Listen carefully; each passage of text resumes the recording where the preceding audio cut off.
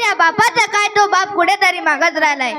अरे त्या बापाने फाटलेली चप्पल सुतळ्याच्या गाठी मारून वापरली, फाटलेला धोतर ठिगळा लावून वापरलं, अंगाल्या बनलेलीची चाळणी झाली तरी नवीन घेतली नाही. आपण त्या बापाला कुठेतरी विसरत चाललो. अरे आपल्याला 2 टायमाचं जेवण देणारी आई आपल्याला आठवते, पण त्या 2 टायमाचं जेवण देणारा बाप कुठेतरी आपण विसरत चाललो.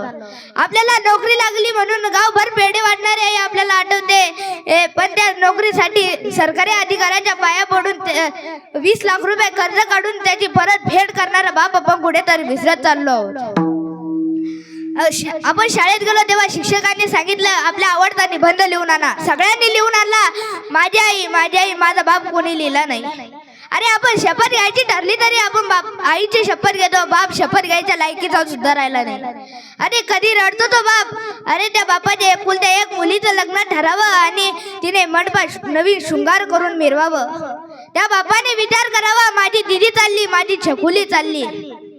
अरे त्याच वेळी त्या बापाने त्या मंडपाच्या एखाद्या खांबाजवळ जाऊन आपल्या अश्रूला वाट मोकळी करून द्यावी.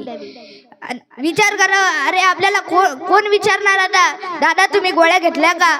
माझ्या आणि माझ्या बायकोचं भांडण झालं की तीच मला विचारायची, दादा तिचं राग मानू नका, काळजी करू नका. अरे तो बाप तिथे रडतोय ना, त्या ठिकाणी त्या मुलीने त्या बापाजवळ जावं आणि त्या बापाला कडकडून मिठी मारावी, रडावं. आपली मुलगी माहेरून सासरी जाते ना, त्या बाबाला काही वाटत नाही. हजारो संकट आले तरी त्या बापाला रडू येत नाही. पण आपली छकुली चालली, सोनुली चालली, त्या बापाला रडू आवरत नाही. अरे तो बाप तिथे झोपलाय ना, त्या ठिकाणी जाऊन बघा, तो बाप उशी तोंड घालून रडत असतो. त्या बापाला समाजासमोर रडणं मान्य नसतं. अरे लक्षात ठेवा, हा सूर्य मावळला तर चालेल, पण बाप नावाचा सूर्य मावळ काही केलं तर उगवणार नाही. रामकृष्ण हरी.